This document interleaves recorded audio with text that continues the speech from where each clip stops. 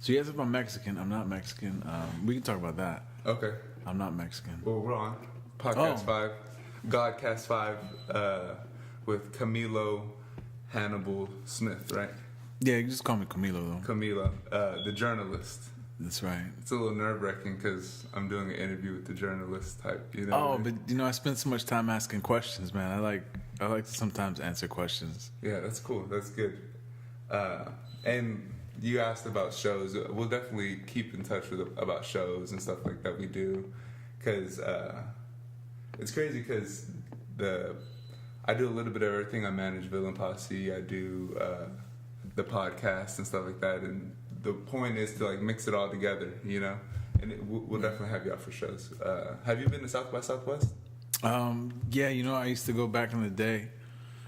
I used to write a lot about the like some of the acts they were bringing in from like South America and Spain and hip hop. Usually those are the kind of stuff I wrote about. Or I always write about. So yeah, I'd say like 2006, 2007 to 2010. I was going like regular.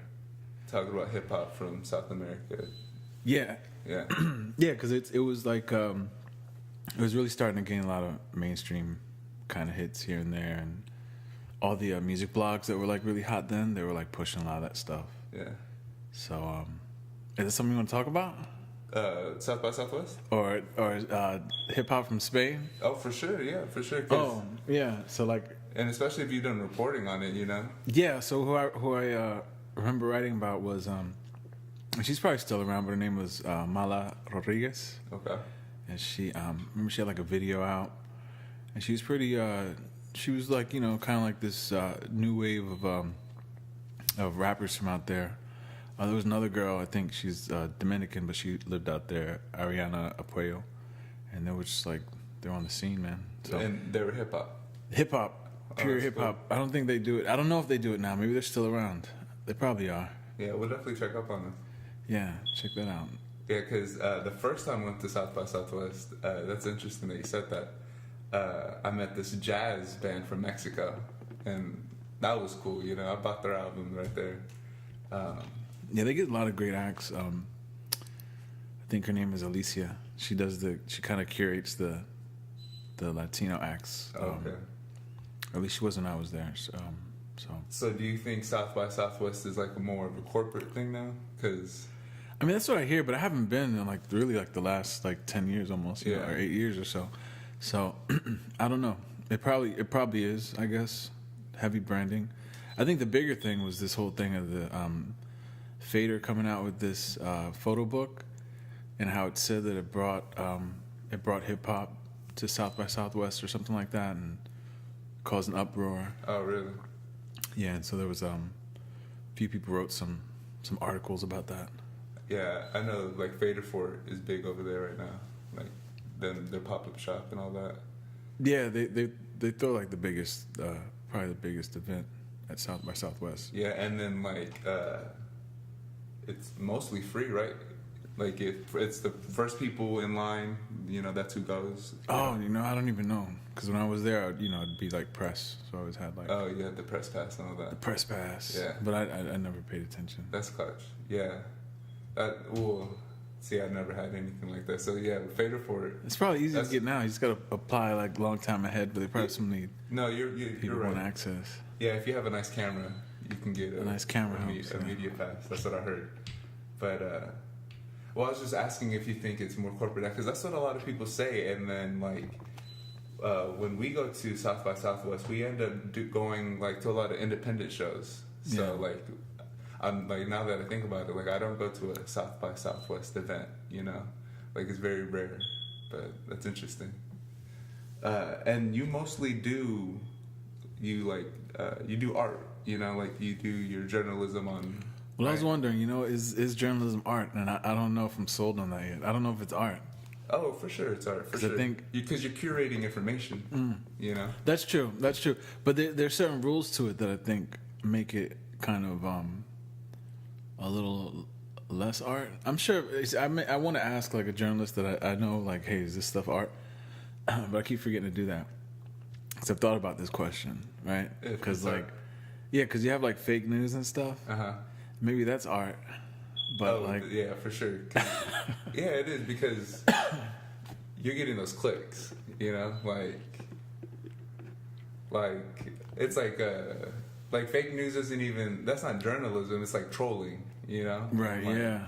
And there's like, and trolling can be funny, you know, and if it can provoke an emotion, like it's art, you know, and like journalism definitely provokes emotion, you know. Yeah. Well, what I try to do is I just try to kind of surface or like elevate stuff that I think is interesting, so that like a general, and by general I mean like, I'm probably trying to say like white people could understand a little bit about what's going on in their vicinity, because a lot of the media companies in a lot of the big cities, a lot of their staff, their editors and stuff like that don't quite, they don't know the biz in the streets. Yeah. But if you have a touchness. Yeah, and I think they used to have that back in the days when they could have staffs and have like the street life reporter or whatever like that, Yeah. And who knows if they even had that out here, but I just think that but the thing I said about white people, that's how it was explained to me by someone. I used to work at the LA Times, and that was kind of like how somebody explained that they sort of needed somebody to explain like hip hop and hip hop culture to white people. I thought you were gonna say dumb it down. Dumb it down? No, just explain it in a way that's like, explain what, and essentially this is what it is, regardless of race or whatever, is that you want to explain why something's important, why it's important to culture. And really that's like, if you get that general, it doesn't really matter like what race you are, but yeah. I think if you kind of want to reduce it for my own thinking, because I'm not that smart, so it's like, okay, yeah, explain it to white people. But the idea behind that is that you want to explain it to people who don't kind of have like this ingrained understanding of it, Like if I play like banda right now, music, like you'd probably get something out of it more than I would. I can still vibe to it, but like you probably grew up listening to it, right? Yeah. And then for me, like I didn't really listen to my first banda songs until I was probably like out of high school, teenager. Oh, okay. Because I grew up in New Jersey, so there weren't really a lot. Oh, wow. At the time, there weren't like a lot of Mexicans that I knew of. I knew maybe one Mexican. Oh, really?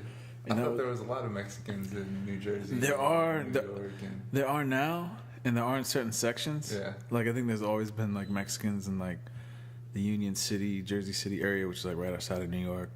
I'm sure New York has had its pockets, but it like I'd say in like the last probably more than 10 years now. But like it's been last decade, it's been like crazy, increasing. So it was New Jersey, and then to LA, and then to Houston. Yeah. Okay. No, and then I went to Pennsylvania for a little while, and I was reporting on stuff out there. It's kind of the same thing. I was doing less music and more just like impact of immigration and Latino culture in Southeast Pennsylvania. So like I wrote about botanicas. And how like they were like springing up for like the first time. But what is that, botanica? Botanicas, that's like the place where you go to like buy the herbs and stuff, man, to talk to the ghosts and everything, and to sometimes to get your fortune told. I'm sorry, I'm being a little reductive. It's not just talk to ghosts, but I think some ghost element is involved. Yeah. It's the whole like I'm sorry, not mono, but the whole multi-religious thing. Okay. So you can be a Christian, but you can still kind of like. You can be Catholic, but you can still kind of on the side. Yeah. Hope that one of the ancient African ancestors is religion a topic on or off? Could we talk about it? Oh yeah, if you want. I mean. Okay, so. But I don't go to any mega churches or anything. No, yeah. But what would you, if you were to like put yourself in a category? And if I was to put myself in a category, it would be like okay. What group would you? It would be like. Not someplace like Luz del Mundo, but like someplace like I would say like Catholic. I was raised Catholic. Yeah, I was raised Catholic, but I mean, it's not. I don't keep up with it, but I understand. Like, I respect the conservative of it and all that. It's a bit of like old school tradition. Yeah, I'm still like not very good at it, but I'm trying to kind of actually more trying to get away from religion. Yeah. In a way, just because I think it's more interesting to I don't know. Figure things out, Kind of, not to always just lean on and be like, hey, man, he got me, you know, because I don't know if he got me. Yeah. But, but I know that, if I try to work hard and stay up really late, I can make it happen. Yeah. But then those days you feel kind of weird. You're like, oh, God, help me. And he helps you. So I don't know. Yeah, I feel you. Yeah. To me, it's such a tricky topic, I like the individual path, like it's nice that everyone can read the same book and like behave or try to behave, but like everyone is on their own path, and like that's why like I named the podcast Godcast, because it's all up to us. Yeah, why did you do that?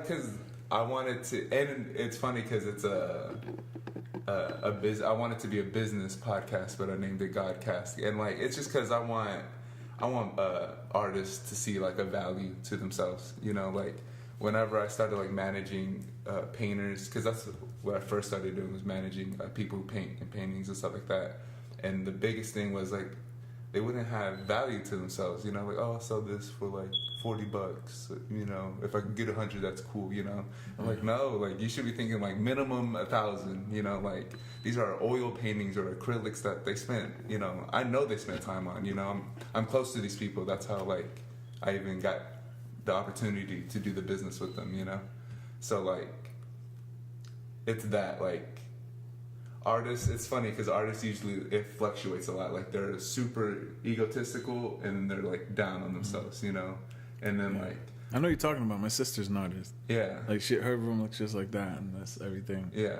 like she paints, she does stickers. And like I feel like artists spend too much time on that, down on themselves, like you need to have that ego up, because whenever you're doing shows and you're meeting customers, like what they buy into is you, if they buy into you, they're gonna buy a piece from you. It's like people can love a piece and see it on the wall, but they won't drop $1 on it, they'll like to look at it. But if they buy into you, the person, so you have to sell yourself. Oh, for sure. Oh man, I'd be terrible at that.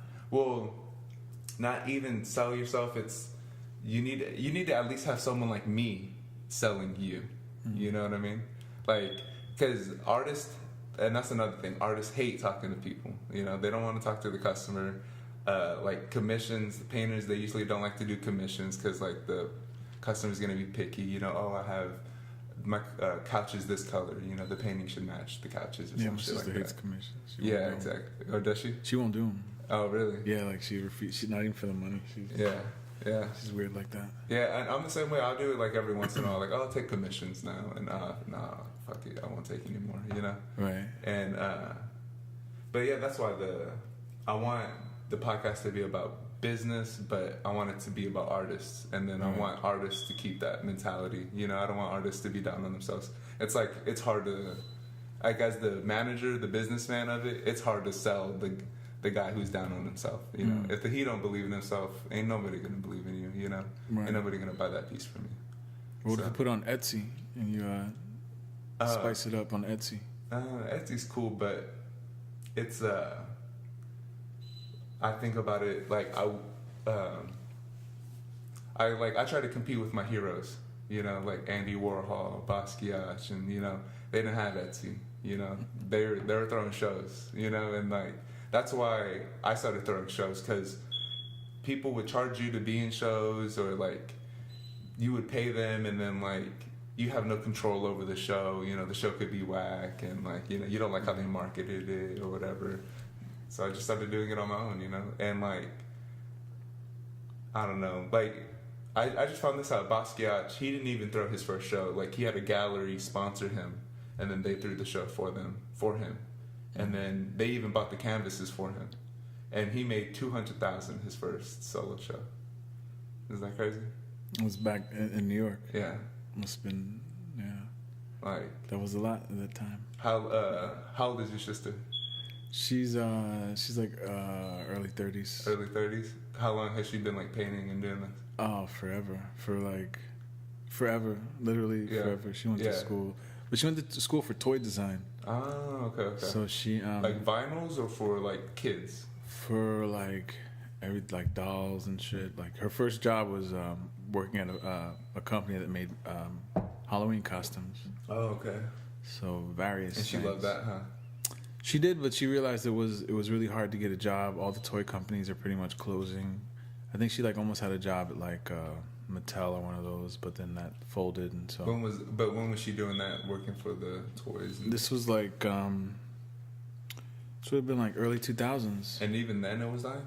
Like Yeah, that's kind of when it's kind of when it started to. Wow. Because tumble Toys a R little Us just shut down last week. Well, Toys R Us is shutting down, right? And I think that the whole toy industry was getting rocked like even before that. Yeah, 2000s, you said? Yeah. The owner died last night. And then I saw the owner dies, but I saw that on TMZ, so I didn't know. And then so I guess that was the real thing. Well, I got it on my like Apple News. Okay, yeah. Yeah, I thought I saw it, like somebody screenshot it and then shared it on Twitter, and I was like, is this real? So Yeah. I guess it is if Yeah. it was on Apple News. Yeah. Sorry for him, man. That was a good store to me in my life. Yeah. But when I grew up, there was another store called KB Toys. Yeah. You remember that? Mm-hmm. KB Toys. It was man. in the mall. It was in the mall. Yeah. And that was like the competition, and Toys R Us won. KB and Toys R Us were. I thought they were the same company. No, Toys R Us and KB Toys are two different. Oh wow, they're beefing. One lasted longer. It was like the Houston Post and the Houston Chronicle. One survived, one died. Yeah, that's interesting. So, what does your sister see the toy industry now? Like, Oh, she left it, man. She does like punk feminist like patches and kind of merch geared towards like punk feminist females. yeah, And she'll do a little bit of like pro-black stuff, like raise fists kind of thing, like activism kind yeah, of. but vibe. there's no like opportunity for like an independent sale, independent like toy maker, you know? You know what? I think that just the materials and stuff maybe is what Really? you fall off on, because all Okay. that stuff, all that vinyl and all that stuff is like Yeah. mass produced, but it's a tough thing. I think your heart just has to really be in it. I mean, I interviewed a girl once who she contracted somebody in Houston to sell these dolls that she made, these like gangster dolls, Oh, okay. like these baby dolls, and their faces are painted like clowns. Okay. And I guess she was doing really well with that stuff. So I think you have to really be into it. But she like was totally self-made in her house with her grandma helping her Yeah. paint all these blank dolls to look like gangstered out cholo dolls. Yeah, that's and, cool. I never heard of that. That's cool. Yeah, I wrote about it for the Houston Press. I saw her on Instagram or something like What that. was her name?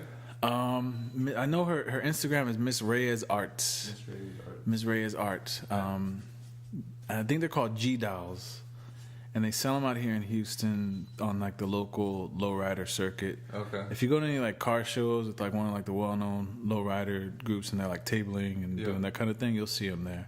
Okay. Because she sells out of her house, so she contracts with all these people who've seen them for sale and at other. She's an artist, so.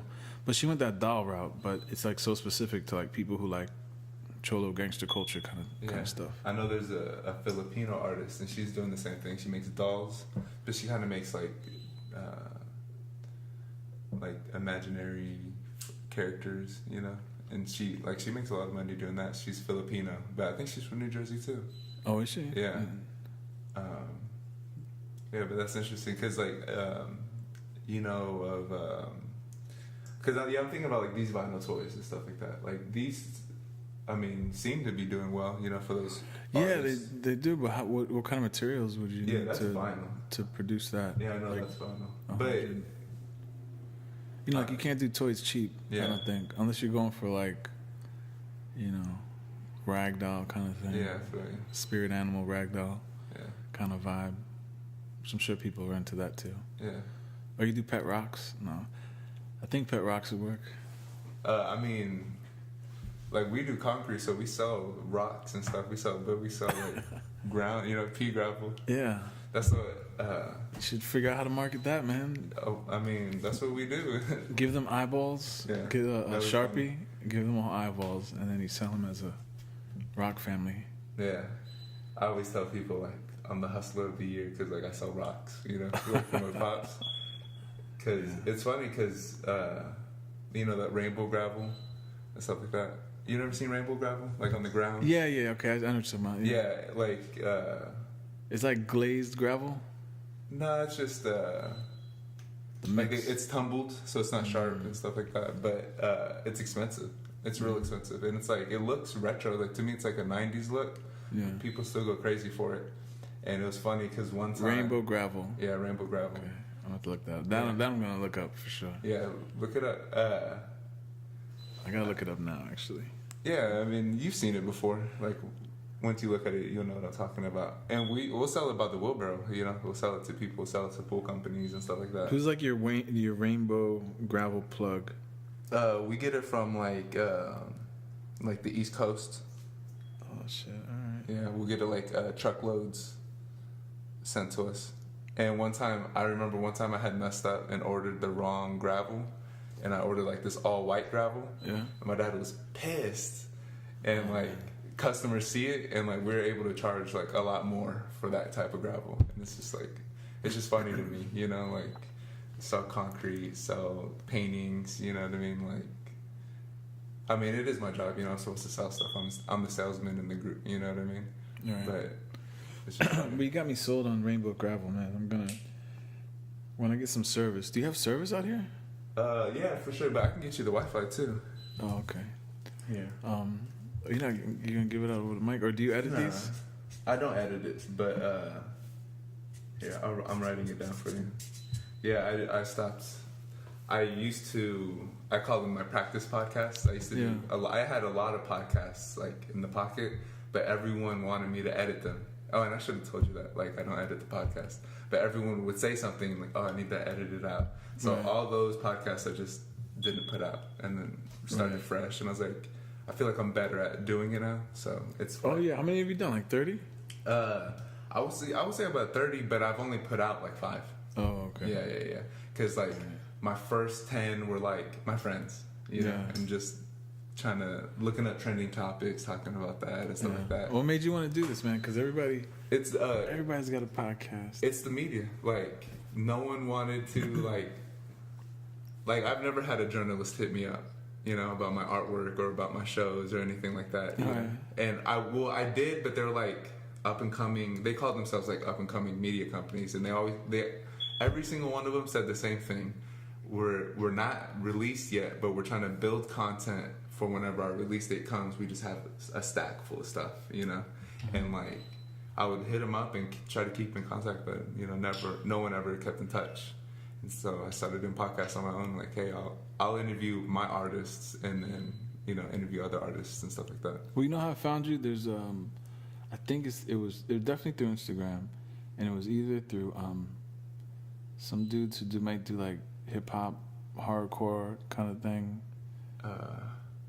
But you were attached to there, and then you had like a cool name. What's your name of your club? Houston's Art Club. What's it called again? Houston's Art Club. Houston's Art Club. And I was like, wow, that sounds like a real thing. Yeah. And then I was like, who is this guy? But the other thing is that, like, and I never intended for the things I write about to be focused on people of the Hispanic Latin persuasion. Mm-hmm. But it just kind of happened because when I came out here, I got a job at the Houston Chronicles website, chron.com, mm-hmm. as a member of the La Voz team, and this was a group of mostly Spanish-speaking reporters, and they ended up. When was this? This was 2016. Oops, sorry. This is 2016 to 2015 to 2016. Oh, okay, pretty recent.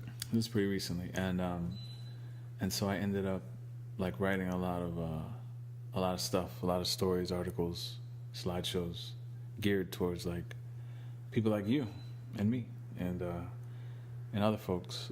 So it was like a bilingual culture blog website that was attached to Houston Chronicle. Oh, okay. And, I never heard of that. Yeah, no. Well, they supposedly delivered it for a while to some houses. I think it's still a newspaper. They cut the staff. That's why I don't work there. Really, as a full-time staff member, they cut the staff.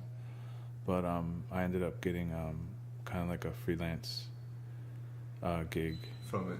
Yeah. Yeah. And so that's why. So if I see somebody who looks like that they might be able to like fill that informational hole, Yeah. then I try to talk to them and see what they're up to. And you think that's what's part of the problem with media is that they're cutting staff and they need a bigger staff. Oh yeah, it's hard, man. Yeah, so I've been laid off twice, but you know, everybody, a lot. So many people I know have been laid off, or are afraid of being laid off, or about to get laid off. So it's not something that should really surprise you if you want to do this kind of work. Yeah. I mean, you should always work hard, try to get your firm footing somewhere, and really make a go at it. Part of that is, I think, what it used to be in this business was you just kind of go from city to city until you found the right place, and you always have to kind of be open to moving to another city just because that's just the nature of it. But yeah. And it's 2015 when you came to Houston, or you were here before that? 2014, 2015. Yeah, I came out here for a job at the Houston Press. From LA? From Pennsylvania. Oh, okay. So New Jersey, LA, Pennsylvania, then Houston. No. New Jersey. Let's see, it was New Jersey. That's where I was born. And born and raised. Born and raised in New Jersey. High school too, right? High school. I went to high school in New Jersey. And then obviously I left for college. What college? I went to Brandeis University up right outside of Boston. Okay. Waltham, Massachusetts. And then from there, what did I do? I went back home for like a year or two, and then I got a job in New York as a copy editor, and then I got a job in LA as a copy editor. And then from New York to LA. From New York, yeah. So from New York to LA. East Coast to West Coast. East Coast to West Coast. That's the transition. That's why I'm in Houston, because I'm trying to get back to LA. Oh, okay. Don't tell anybody. But that's kind of what it is. When I was back home, I was like, man, it's like it takes you a while to like get accustomed to like the cold. Yeah. When you don't live, like I lived in LA like 7 years, so it gives you have to kind of get reacquainted with your body. You get spoiled in LA, right? With the weather. Yeah. But I was in Mexico too. In between, so when Los Angeles, my time with my job ran out there, I lived in Mexico for a couple of years. Oh, sweet. How'd you like that? And it was cool. Yeah. It was cool, yeah. I met a lot of cool people. People doing big things these days. And I met my wife. But I feel like that's so typical. A gringo going into a foreign country and finding a wife. But, yep, that's me.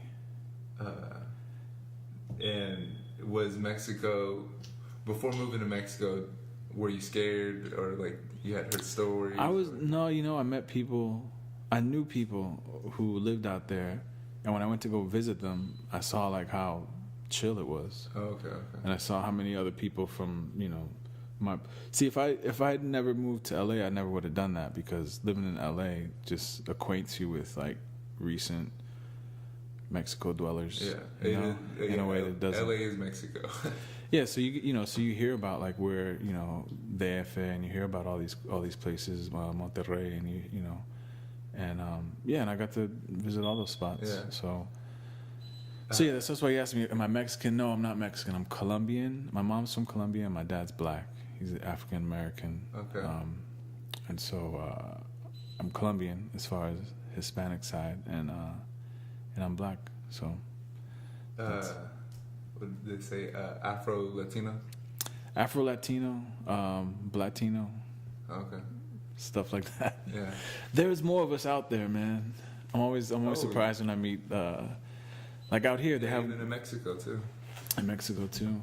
Yeah, that was some of the stuff I was looking into. Was like, sort of the black racism that was going on out there, and it's crazy. Only maybe like in the last 2 or 3 years, black people in Mexico finally got like recognition on like a census. Like they wanted to be included on the government census form that you could choose Afro raíces is what they called it.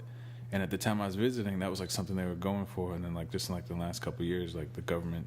What were they just putting down before?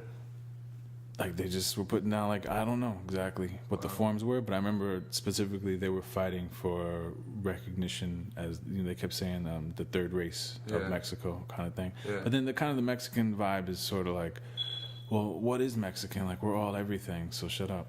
But folks who are darker brown skinned folks were like no, we want to recognize that we are Afro descendentes, and so they really felt a certain way about that, and it did happen. So, congrats to that's real good. That's Afro descendants. That's such a reflection on our society, like how we're in 2018 and like being recognized on a census is still a problem.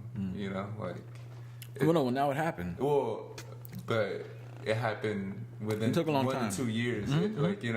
That's still it being a problem in 2015 is ridiculous. So it's like I always think about having an impact and wanting to change the world and stuff like that, and it's like you want to have these big ideas and you want to write things down and you want to try to make a difference, and it's like, man, we still got to work on dumbass shit like that, like.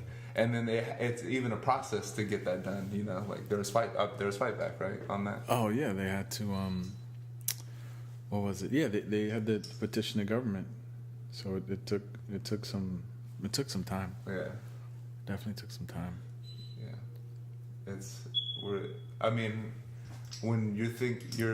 when you're looking back throughout history and how crazy it used to be, do you think it's pretty crazy right now? Like what's going on and. As far as what? I mean, just think of like. I'm thinking like. Global historically, do you think it's it's crazy now, or we've been through worse times, like Vladimir Putin? Yeah.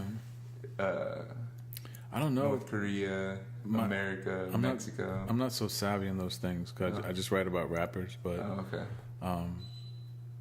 But I would think because I'm kind of on the oldish side that I grew up in like the 80s. So there was like a time when like there was like nuclear scare. Yeah, especially in the 80s, right? There was a... Yeah, it was like nuclear scare and there was a Cold War. And I didn't really understand all those things, but when they talk about it now, I remember like a pope was shot. Like it was like, stuff going on. Yeah. I mean, there weren't like school shootings, that's for sure. First one was Columbine? Columbine, I remember I worked at a TV station when that happened. I remember like one lady just getting like so like stressed out and sick by that whole thing. Really? And this was Columbine, so I think it made her like leave the business. But this was like media. Yeah, she was like an editor at this TV station I worked at in New York, and when Columbine happened. Because like late 90s. And what was her issue with it, like media making money off her that issue? Situation? No, her issue was just like having to cover. Oh, something that. Having to cover something like that heinous. Yeah. Like that shocking. Yeah. Because when that happened, it was just like, I mean, I didn't really register because I'm just like I was super young at the time, right out of college, and. This was in New York. This is in New York. You got copy and edited. No, this was kind of in between that because I was trying to trying different things. Yeah. So I was like, let me see if I could work at a TV station. And yeah, so that happened and that changed a lot of stuff. If you need to charge your phone, bro, you can use this. Sorry about that. But so it's crazy that we're still dealing with that now. But yeah, 3 days ago, did you hear about the one in Maryland? Yeah, there was a Maryland shooter too. Yeah. It's weird. Yeah. But it was, he was going after his girlfriend. It wasn't like trying to take down the whole school. Yeah, I know. Isn't that messed up? It's like now we're like, oh, okay. They just wanted to kill one person. Yeah. Well, he only killed one person. Yeah. But no, I'm pretty sure he was, because he shot a couple other kids, but he didn't kill them. Right. Yeah. But yeah, that is how, I mean, it's. My question for you is where does that come from? Since that's like a thing of your generation. Like, why do people want to shoot? Why is shooting up a school like a thing? I think me and my friends were talking about this the other day. It might be like stoner talk and sound ridiculous and stuff like that, but well, like we do have there's a drug problem in America, like with methamphetamine.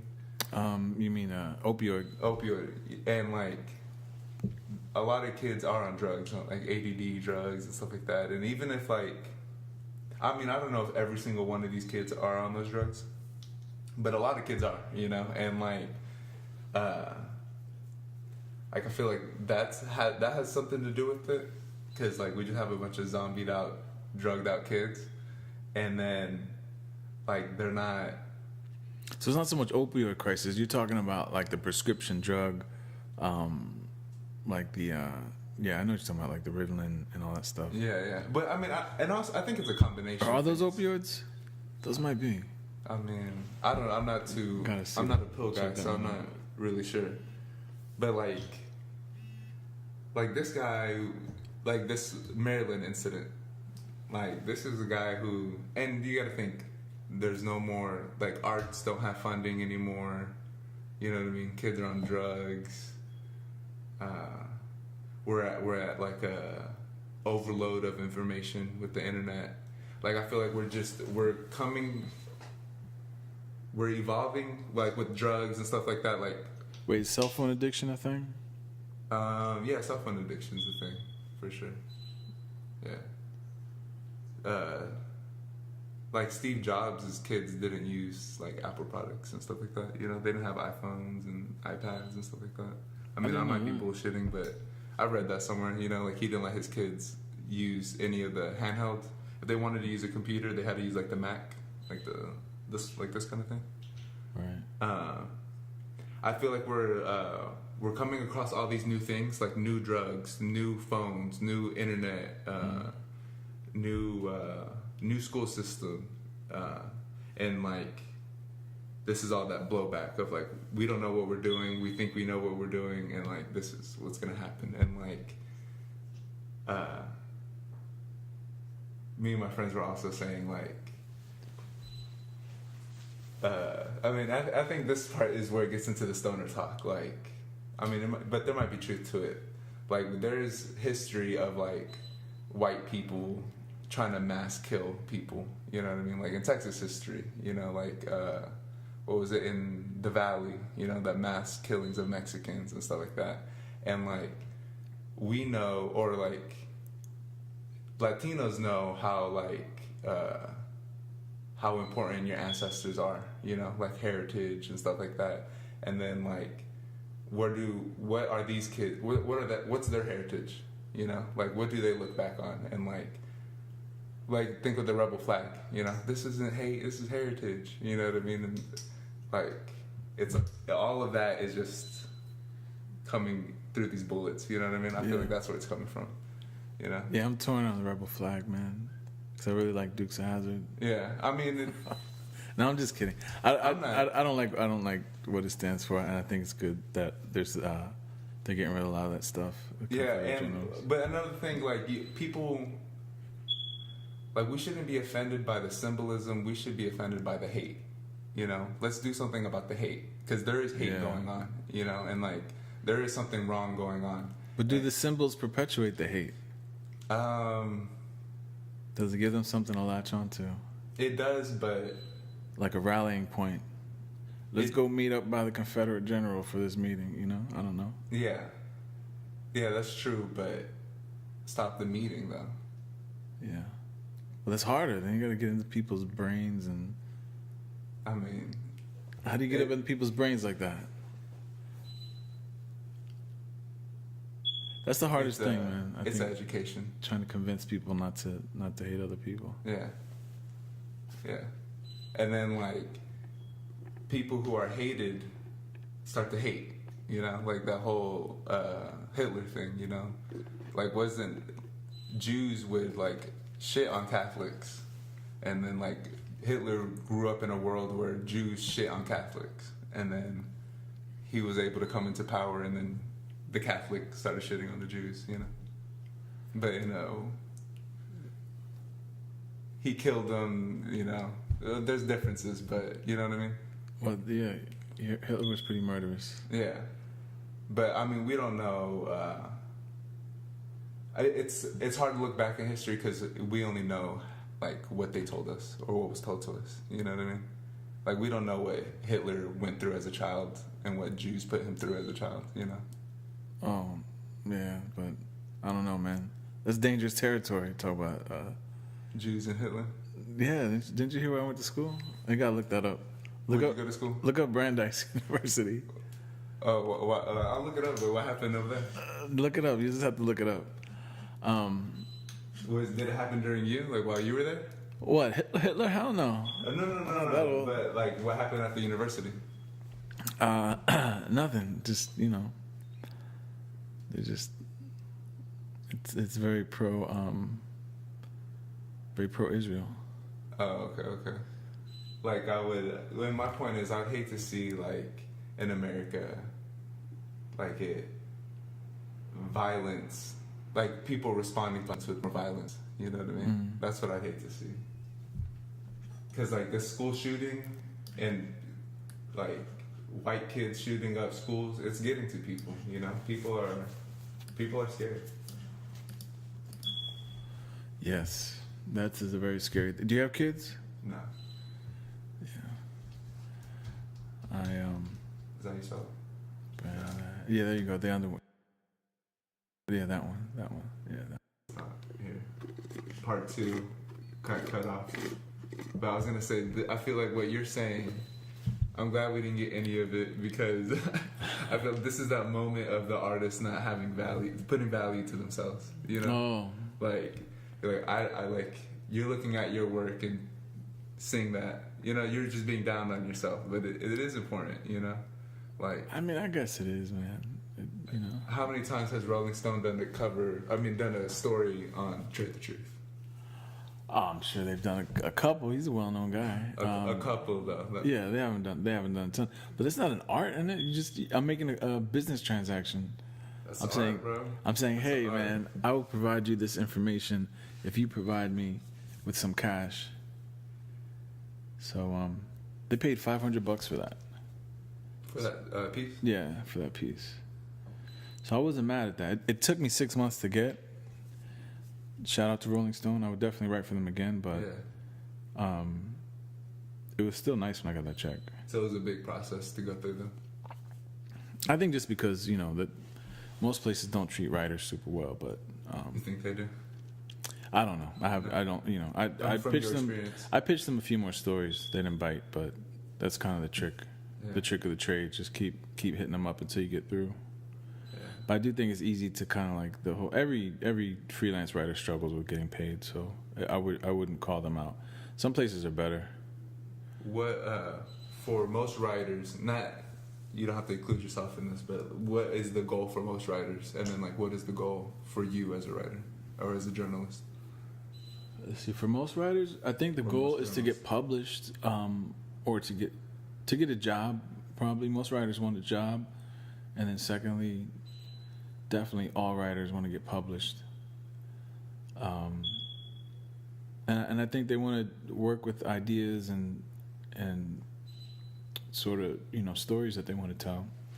Because a lot of this work comes from like the desire to share stories and information and kind of shine a light on. Is that where you come from? You just want to shine light on things?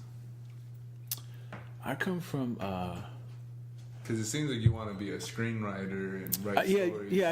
I just come from a place of wanting to pull out, wanting to do creative acts. Oh, okay. You like the good story.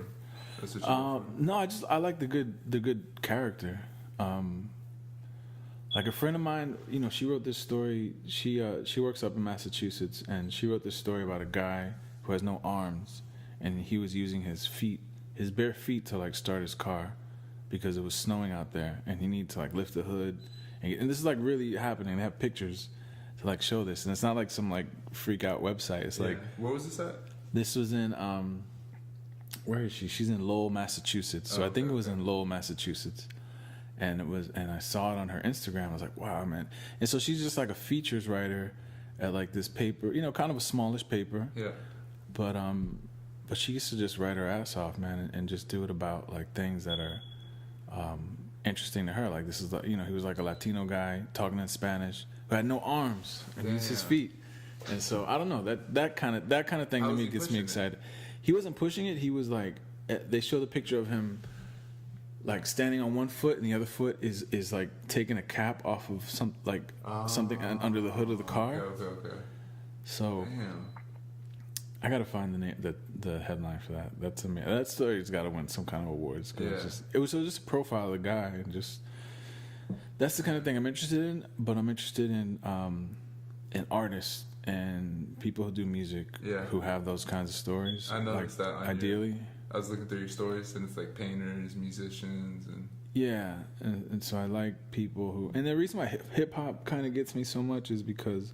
And when I was in Mexico, I was writing about like Mexican rappers. Yeah, is because hip hop is kind of like this universal tribe of people who like to sing poetry pretty much, and it has like these different connections to like the street. You can kind of have like these ganged out hip hop people, and then you can kind of have like these more earthy, kind of hippie kind of rappers, and so it's like this whole spectrum.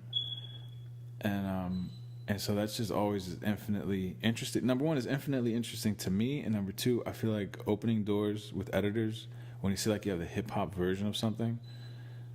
Again, because of the kind of people who tend to like make these, the kind of people who tend to be the gatekeepers for publications and stuff like that. Yeah. That will always kind of appeal to them. Really? I think, depending on the focus of the magazine. Yeah. Now, something like Rolling Stone or like Complex, like they're so far advanced, but like a local paper, the local, you probably know Shea Serrano, how he made his mark with Houston Press, just writing about hip hop. Yeah, I actually heard about Shea through Twitter. Like, him just being funny on Twitter. That's his thing. That's his thing. But he beefed up his writing chops, like just focusing on hip hop, and because that would just be. The door is like always open pretty much to any publication if you have the hip hop story about something. Like this is the hip hop story of the city. Yeah. That's interesting. So that's what I do, man. So that's kind of what I do. I do it for the cheap buck. I do it for the quick turnaround. Yeah. And that's kind of how I got into it. I never wanted to be a newspaper writer or a journalist, but I saw like these guys were having a lot of fun. And what was this when you saw these guys? This was in Los Angeles. Oh, okay. So I was like a copy editor. Then I was like I was an archive librarian for a little while because the copy editing thing was just. Do you know what that is? Copy editing? No, I wanted to ask. It's when you read all the stories, you write the headlines, you correct all the grammar that's incorrect. Okay.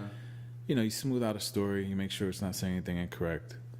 So it's like the backstop for all like news stories. Yeah, the last person to see before it goes out. Right, most cases. So, and this is like years. This is even before like the big like online revolution that happened when I was kind of working in it. But so the online revolution happened while. Yeah, it was like because this is still like early 2000s. So. How old are you? How old am I? Yeah. I'm 42. 42. Yeah. And then you started working in this industry, like being a long time. 18 years ago, 2000s? 23, yeah. It's almost 20 years ago. Damn. So you saw... Like a grandfather. You saw the online revolution of journalism happen. I saw like eat up journalism. I saw like journalism get eaten alive. So did you see it? But did you see before that? Before it was getting eaten alive?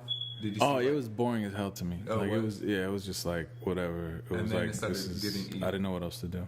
And then like 9/11 happened, and I just noticed like it was just like eating itself alive. Like not eating itself, but like those YouTube clips where like the lion is eating the gazelle.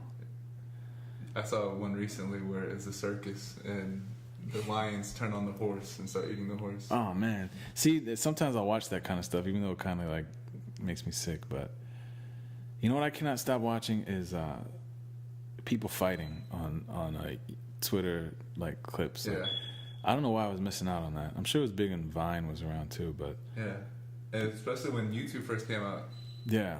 Like as a kid, that's all I used to watch. It took me a while to discover that. That genre. Discover my interest. Have you seen those Kimbo Slice fights? Yeah, those I've seen some of those. I've seen some of Okay. those, definitely, for sure. Whenever that was like at its peak, that's probably whenever I was into that, like watching YouTube fights and all that. Right. Yeah. No, my thing is fights outside of clubs for some reason, just because that's always like terrified me. Yeah. But fights outside of clubs, if I can just find like, Why does that terrify you? because that was, when I was younger going to clubs, I felt like life was pretty violent. Oh, okay. So I'd always like, because the thing is, when there's a fight outside of a club, you don't know who's gonna come back with a gun or like if they're gonna shoot up the front. So I've always felt like really like nervous when that happens, because I'm like, let's get the hell out of here, and they're gonna come out, because you always, you have to think that even now, I guess you got to think, oh, they're gonna come out with a gun. But I'm just paranoid like that. I always think everybody's gonna come out with a gun. Was that before moving to Texas? You were like that, or? Oh yeah. Since I was young, I've always been kind of slightly paranoid about street violence. I don't like ever since I was little, and I was at this Halloween parade, and I saw this guy get his teeth knocked out. Yeah. And I, like, did he deserve that it? messed me up. I don't know, man. I just know the guy who did it was known for being a badass. Okay, and he had really probably like one of the cutest sisters in the whole town. But I don't know if it had anything to do with her or what. I just know that these guys. No, I just kind of like tangentially through the sister knew the brother, the brother who hit him. You knew of these guys. It wasn't like. Well, no, I just knew the brother. I knew the brother kind of, but the guy he hit, I don't know who that was. I just remember that he got his teeth knocked out, and that they were trying to get milk from the Dairy Queen to preserve his tooth, and I just thought that was all really. And this was in New Jersey. Yeah. New Jersey's a pretty violent place. Well, I mean, I believe that. I just didn't know y'all had Dairy Queens over there. Oh yeah. No, man, I was surprised they had Dairy Queens out here. Really? Yeah, I was thought like, it's a Texas company. It probably is, right? Because don't they say DQ? That's what I love about Texas. Yeah. Let me know what time you got to roll out, bro. Yeah, I think I got to roll out in like 10, 20 minutes. Oh, okay. But Dairy Queen and Adam Soto. That's the guy who knocked out. I don't know who the guy who got knocked out was, but I remember the guy who did the knocking was named Adam Soto. I hope he's doing well in life. Is Soto, what kind of last name is that? Yeah, they were Latino. I think they were Puerto Rican. Oh, okay. They were like one of the few Latino families. I didn't grow up around a lot of Latino, like where I specifically grew up. Like I would always go to cousins' houses and visit and stuff like that, and get more of a mix. But where I specifically grew up in New Jersey, cousins, the Colombian, Colombian side. Oh, yeah, okay. I would go hang out like religiously with them, like on weekends and things like that. But my immediate vicinity, I mostly grew up like in a black neighborhood. Oh, okay. But your black family wasn't around. Yeah, they lived around, but I didn't have a lot of. I didn't have like a shit ton of cousins on that side. Like that family. I have like one cousin. I have two cousins on that side, but they're like way younger. Yeah, they're like in their early to mid 20s. So, and this is might be a weird question, but what's preferred, African American or black? I always say black. I mean, sometimes if I'm around people who I think get offended by black, I might say African American, but I say black because that's what I've always grown up saying.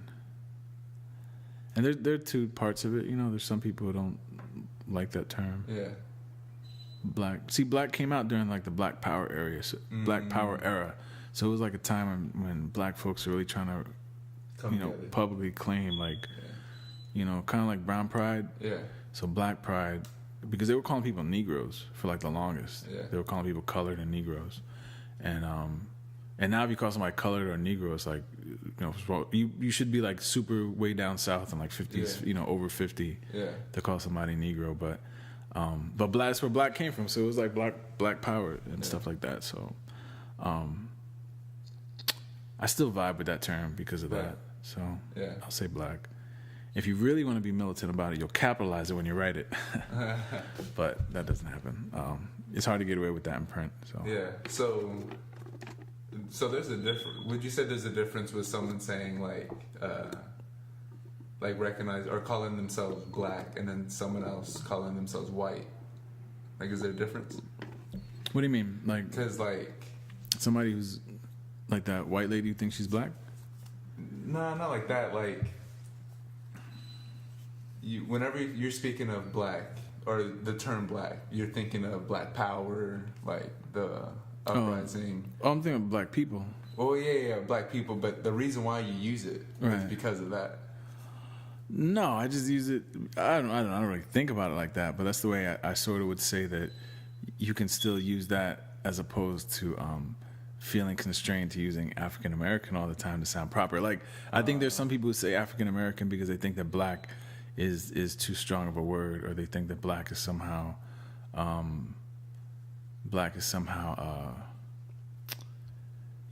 not speaking nicely to people of the black race or something. I don't know. That's what I've heard. That's kind of my read on it. But okay. I don't always say. I always feel kind of. I'm straining it if I say like African American. So. Yeah. I don't know. I always think like, cause like I always ask people like, oh, what are you? You know, like, cause, and they always say like, oh, I'm white, I'm black, but like that doesn't really tell you much. You know, like. Right, like would it be better if you said like Haitian? Or right. What's confusing about it is exactly. What's confusing about it is so like race is black is the race, and like white is a race, but like being Hispanic is like an ethnicity. Yeah. Like that's how it's broken down like by the government. Yeah. What is the definition of race? I don't know off the top of my head. What I do know is the way that kind of the census breaks down race versus ethnicity is, you're either black, or you're white, or Pacific Islander, or something like that. Yeah. But you're not like. That's why so many Latinos are putting they're white, because if you had to choose. Well, let me see. What? How do they do it again? I might even be going off the rails on this, but I remember writing about this a while ago. A race is a grouping of humans based on shared physical or social qualities. These categories generally viewed as. What does the census say about race? I guess since we live in America, because I think that. As long as the census is right, then we're right. Race and ethnicity in the United States defined by the federal something. Oh, wait, that was it. They had the categories right there. Oh, okay. Okay, look. It says white. A person having origins in any of the original peoples of Europe, the Middle East, or North Africa. Okay, so not Mexicans. No, but it could be. Right? Because aren't there Mexicans who are Lebanese? And aren't there Mexicans who are... Italian, and what does it say? What does it say about black? A person have origins in any. Black. See, they capitalize black, black racial groups of Africa. Anytime I capitalize black and copy, they always put it to a regular B. But I guess that's newspaper. That's probably AP style. Really? Yeah. That's interesting. And then Asian Pacific Islander. There you go. So see, nowhere do they say. See, so all this stuff is confusing, man. Yeah, so that's why I like to write about different artists and culture makers in the communities of color, because then they can tell me all this amazing stuff about where they're from and everything. Yeah. So.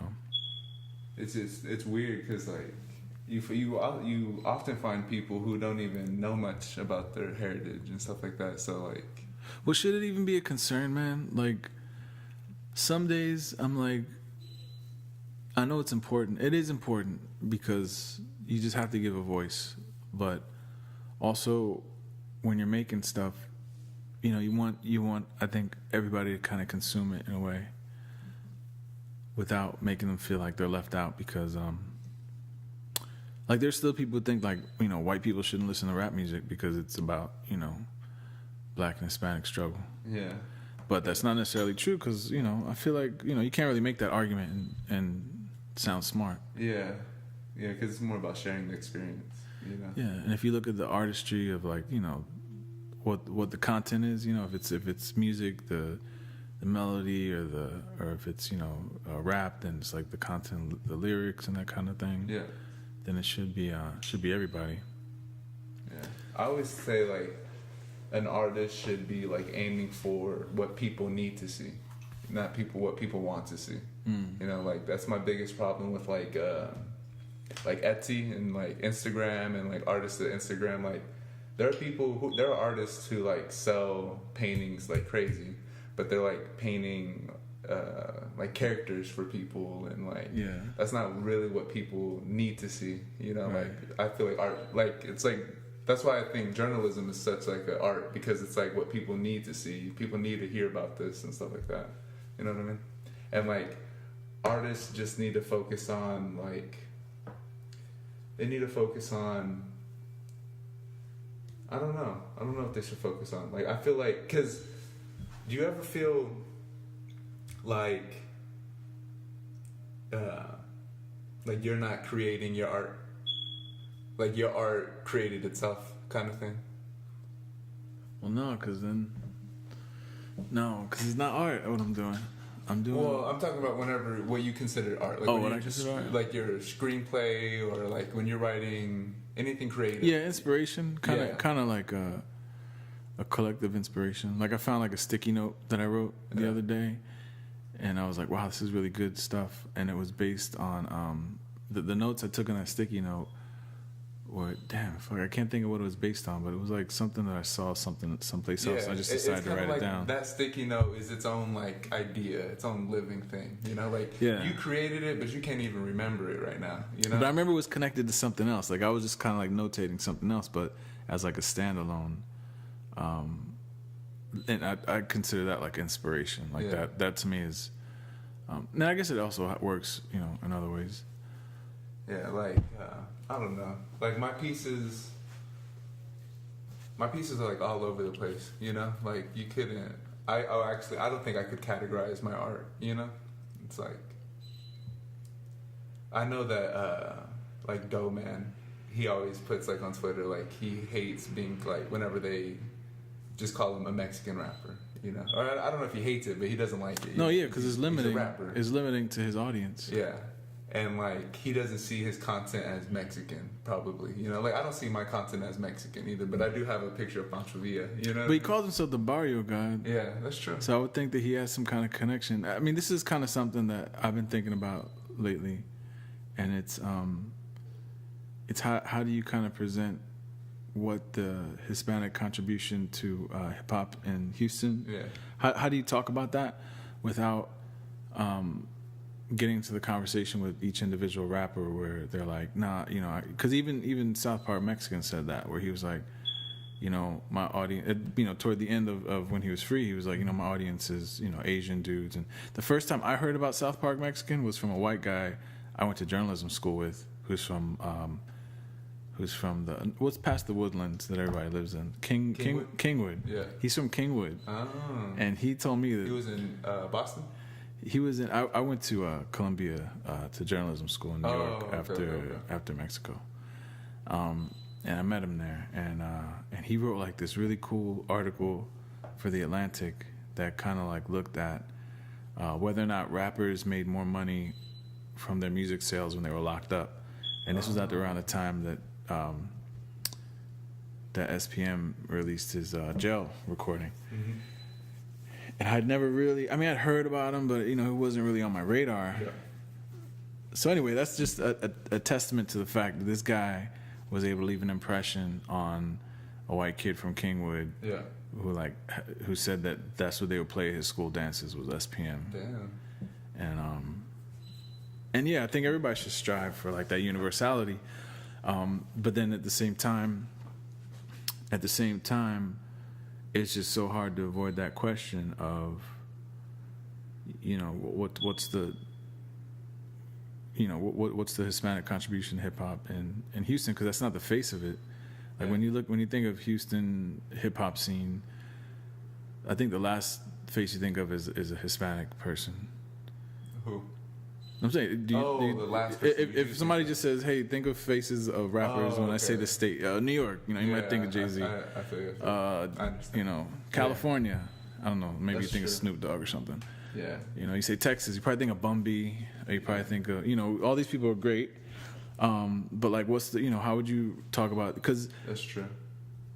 I'm like looking a little bit more into this, and I guess Dope House probably did start, you know, probably the kick off a lot of the visibility of those guys. But you know, who else was there? So yeah. So when you talk about Doman and GT Garza and kind of these other guys, they're kind of like this latest. And I know there's a lot more people out there too, but these are like the guys who are like doing tours and going on shows and making money out of town, and it's great, you know. But that's the kind of thing that I'm interested in, and kind of like looking at that because like that's just part of my thing, man. I look for like what people aren't really talking about. That's what I'm trying to do, and there's like different people like with little videos and stuff around YouTube. But I think and I didn't mean to speak for Doman. I just know that would bother him sometimes. You know, I remember seeing it on Twitter. You know, like I'm like, it's not just Mexican. Like he had a problem, I think, with like every article saying like Mexican rap. Yeah, because it's the default for media discussing it. So it's the default, but the same way, I think it should be discussed because even though he's not just trying to make an impression on people that look like him, there are people that look like him who are benefiting from him being who he is. Yeah, you know? for sure. Like he's looking beyond it, right? Because he's an artist and he's gotten really good at what he does. But I think that you know, there's a little kid somewhere who's like, hey man, that guy's Mexican like me, and I can do it, and I, you know, I think he has to also, you know. Yeah, for sure. I mean, I was that Mexican kid, you know, when I met Doman, I was like, oh man, he's out here grinding, you know, and then like. It almost inspired me to do my own show, you know. Like, oh, Doe does this, you know, we can do it too. Yeah, and I'm sure I'll call Doe to be in it, you know. Yeah, and I'm sure you get that inspiration from, you know, a rapper of another color, but it just so happens that, you know, you live in Houston. Yeah, I was working at Warehouse Live at the time. Oh yeah, what you used to do there? I just did like the stage setup and the sound checks and all that. Yeah, like backstage. Right. And he was there handing out mixtapes, and he handed me one. And yeah, see, that's all these guys. Yeah, they still do that. Yeah, that grind and and it was inspiring, you know. Like, as you know, like I manage Villain Posse, and like they would. I don't think they would ever think, oh, we should be out there handing out mixtapes. You know, they would think, you know, they're beyond that. But it's like you're never beyond that. Well, no, because Doman comes from that. He comes from that. That's like the street hip hop way to do things out here. Yeah, it's the slang mixtapes. Yeah, I mean, but he was giving them away for free, or was he charging? I don't know if he was charging, but he gave it to me for free. I know that. I want to bring that back. I want to bring back giving out physical media, even though nobody will probably have a DVD player though to play. Oh, yeah, that's true. So then, how do you USBs? USBs, but then what if they don't have a USB? What if they just want to watch it on their phone? See, everything has to be accessible on the phone. That's why if you can get something on Netflix or something, that's cool. Yeah. Or if you can get something on iTunes, people can always check it out on iTunes. That's really kind of now the way to do it, is to be like iTunes. You think so? Yeah. So then maybe you just give out a card with one of those UPC codes or something. Yeah. Actually, I did a flyer for Doe. I'll show it to you. I have a couple upstairs. It's the QR code. Oh, okay. It's for South by South. It's for South by Southwest. It just said Doman, and then it said like all the platforms that he's on, and then the QR code sent you to YouTube with his like newest video. I think that's a good. Now, how'd you get that? Did you have that idea, or did he tell you that's what he needed? I came up with it. Mike, the DJ, he hit me up saying they needed business cards, and then I pitched it to him like, "What do you think about this?" And they loved it. So. Yeah, I think that's the way to do it because, when I went to vote, I had like my voter card had that, and because I wanted to know where do I have to go to vote, but it was and I remember they had that, and that thing helped me. Yeah, it's easy. It's like, and a lot of the browsers have it now. Yeah, so. If your phone is updated, like the newest iOS, you just go straight from your camera. It'll scan QR codes. Yeah. You don't have to switch to the app. You don't have to switch to a QR code analysis. No, I mean not for the new ones. Oh, maybe mine's too old. Yeah, mine's pretty old too. What update are you on? Do you know? The latest. That was the latest update. I'm on like whatever phone this is, the last update for that phone. Oh, okay. That's But you have like a 6, right? Is that a 6? I think it's the same as yours. No, because yours has a ring, right? Yours has like the metal ring. Mine is a 5S. Oh, okay. Mine might be a 6. I thought mine was like a 5. Yours doesn't have the scanner? It does, but it just doesn't have the metal part. The metal part? Yeah, it has a scanner though. That I have to put my thumb through. Yeah, no, I think we have the same phone. I think because mine is white, it's a metal ring. Oh, okay. And yours is black, so it's a black ring. I think. You're probably right. Yeah. But I haven't updated it because you don't have any problems with it, like it being slow on the new. Yeah, it kind of slows down sometimes. Sometimes it gets frozen. So I'm not like super happy about it. Yeah, and back to the physical like DVDs and stuff. That probably will work because someone has a DVD somewhere. You know. If they live in the hood, they have a DVD. I mean, if you have an Xbox or PlayStation. Hey, if you have an Xbox or PlayStation, you are correct, sir. Yeah, and I always forget about that. I was gonna say, ever since I started doing the art shows, Yeah. I get the most people come to the shows from who I handed out flyers to. Like I don't. Shit. Okay. Yeah, like I would say, like me running the numbers, I say a third of the people. So like if you hand out 100 flyers, you're gonna get about you're good. You're gonna get about 30 people like from those flyers. Right. You know, if you hand out 300 flyers, you can get about 100 people. Okay. Yeah, I say a third. That's how it worked for me. Hey, what if I wanted to screen a short documentary? Oh, what do you mean? Like, could you could help set that up? What do you mean, like set up how? Oh, like an event. Oh yeah, for sure. Like to screen, but like I guess it would have to be not just that, but it would be an art show, documentary screening. For sure. Yeah, I was gonna ask, like, have you ever done a documentary before? I've done short doc? I've done micro short documentaries. Do you charge for that? Or you just did things you wanted to do? I do pretty much what I want to do, but I do it more like journalistically. So I don't do it like branding kind of thing. I could probably, I have to get into that at some point if I want to like eat off of it. But yeah, but I'm just now starting to kind of get back into it because I haven't done like a full-on project in a couple years. Because I wanted to ask you that, but I was going to ask you off the podcast, but I'll ask you on. Like I kind of wanted to do like a documentary before my solo exhibition to promote the solo exhibition. Oh, okay. Like a little short, intro thing to it, like a little short video. Yeah. About you. Yeah, about me and the art. Well, you and the art. Because I've done art shows, but it's a group of us. You know what I mean? But I've never done it on my own. And then I watched the Basquiat documentary. And then he made that 200,000 on a solo exhibition. And I was like, I need to do a solo exhibition. All right. Yeah, man. Yeah. I hope you do. Okay. Well, we could talk prices later and stuff. Oh, about that kind of thing? Yeah. No, I would just do it for practice, man. Okay. I don't do that kind of stuff right now, just yet. Oh, okay.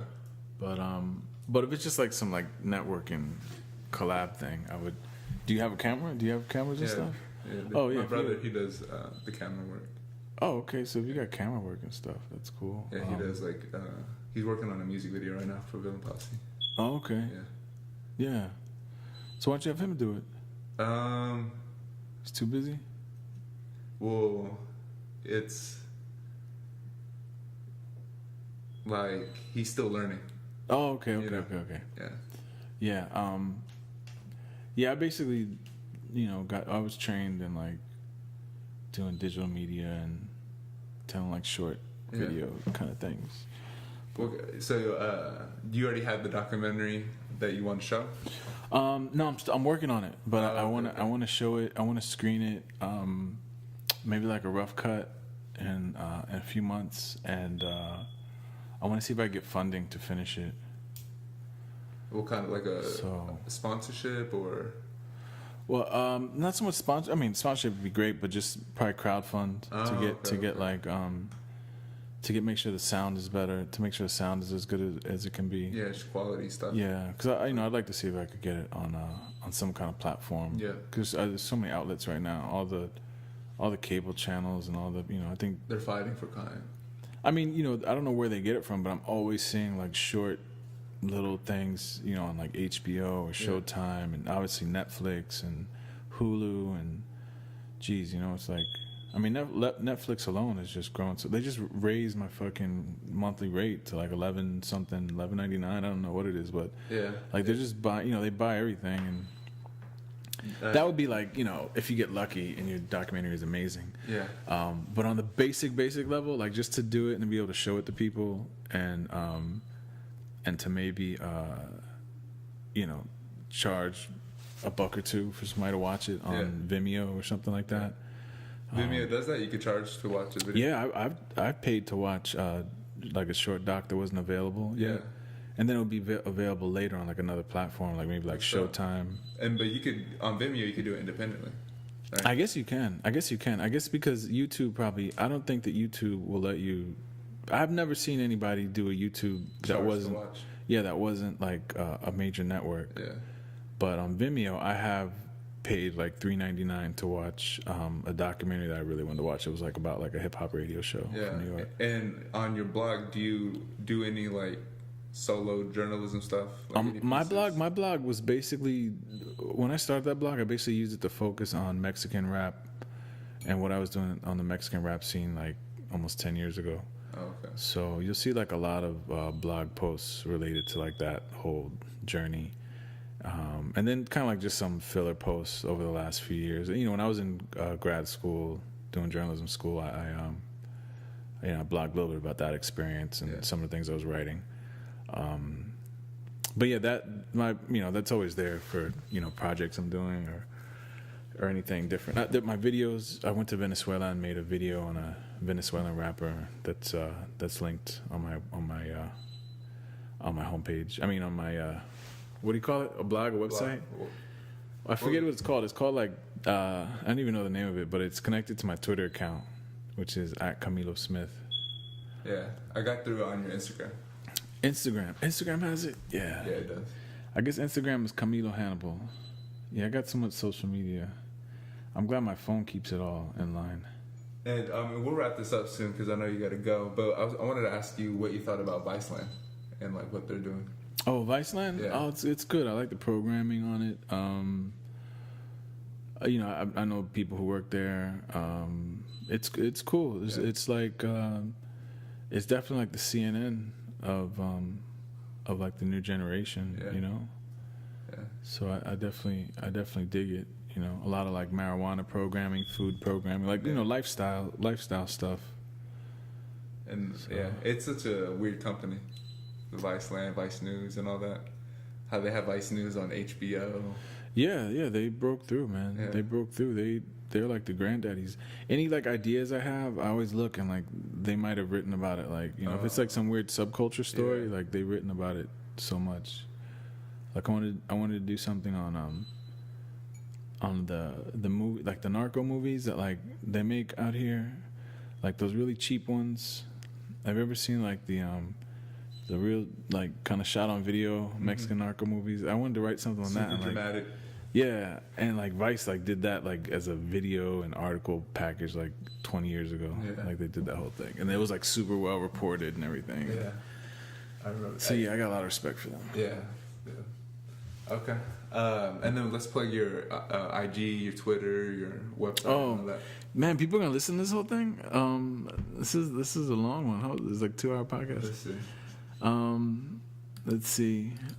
My IG is. It's an hour, bro. Hour 20. Oh, okay. Yeah. My IG is Camilo Hannibal, and just one word. And my Twitter is Camilo Smith, and my website is channibalsmith.com or channibalsmith.com, and there you can see like my videos and stuff like that. Yeah, man. So thanks for talking to me. Yeah, for sure. And I'll definitely try to have you back because I feel like we're barely scratching the surface. Oh yeah, I could talk about local music and journalism for days, man. Yeah, for sure. Hey, is that kicking kombucha? Is that any good? Yeah, I mean, flavor wise or like health wise. Oh, I don't know either one. Flavor wise, I mean, it's not that bad because it's so healthy. Okay. I've had healthier stuff that tasted worse. They make it out here. Yep. Yeah.